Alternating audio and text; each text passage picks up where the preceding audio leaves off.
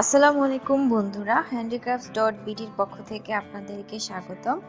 আজকে আমি আপনাদের জন্য একটি মজাদার রেসিপি করে দেখাবো, আর সেটি হচ্ছে সর্ষে ইলিশ।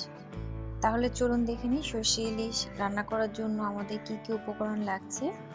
আমি এখানে ইলিশ মাছ নিয়েছি, এখানে অনেকগুলো টুকরো নিয়েছি।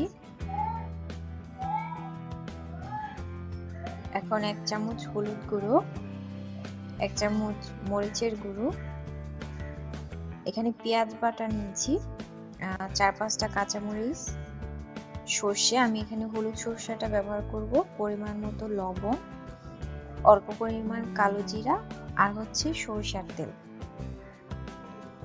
আমি প্রথমে সরিষার মধ্যে 4-5টা কাঁচামরিচ আর লবণ দিয়ে সরিষাটাকে ব্লেন্ড করে নিয়েছি।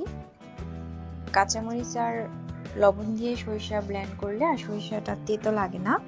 প্রথমে একটি পাত্রের মধ্যে আমি সরিষার তেলটা ঢেলে দিলাম।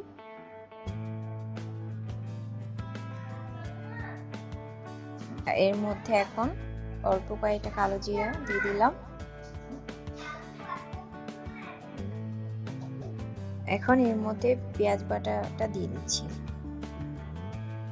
আমি এখানে বড় বড় 4-5টা পেঁয়াজ নিয়েছি। এখন পেঁয়াজ বাটাটা ভালো করে নেড়ে নিতে হবে।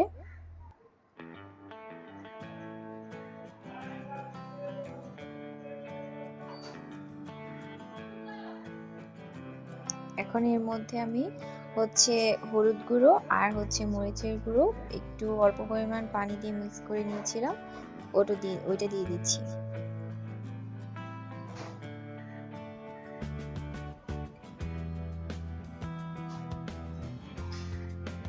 এখন এর মধ্যে অল্প পরিমাণ লবণ দিয়ে দিচ্ছি।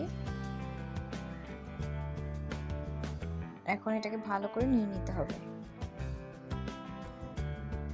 এখন এর মধ্যে আমি এক এক করে ইলিশ মাছগুলো দিয়ে দিলাম।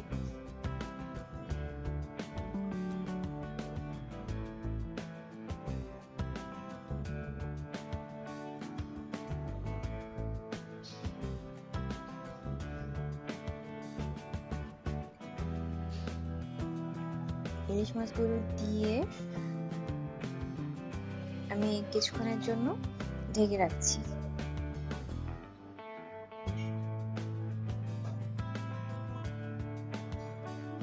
5 মিনিট হয়ে গেছে। 5 মিনিট পরে এখন আমি ইলিশ মাছটাকে নেড়ে দিব। এর মধ্যে আমি সরিষা বাটাটা ঢেলে দিচ্ছি। এখন একটু ভালো করে নেড়ে নিয়ে তারপরে আবার কিছুক্ষণের জন্য ঢেকে দেব।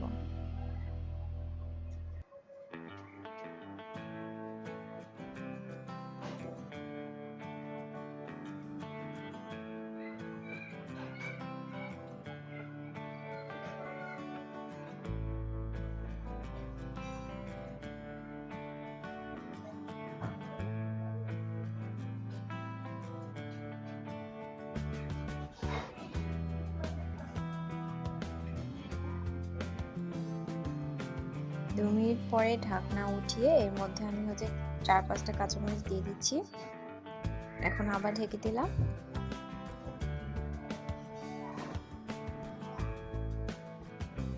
3 মিনিট হয়ে গিয়েছে। এখন দেখতে পাচ্ছি যে আমি যে সরিষা বাটাটা দিয়েছি সেটা ইলিশ মাছের ভিতরে সরিষা বাটাটা ভালো মতো ঢুকে গেছে। এখন আসল সর্ষে ইলিশের স্বাদটা পাওয়া যাবে। তৈরি হয়ে গেল আমাদের সর্ষে ইলিশ খুব সহজে।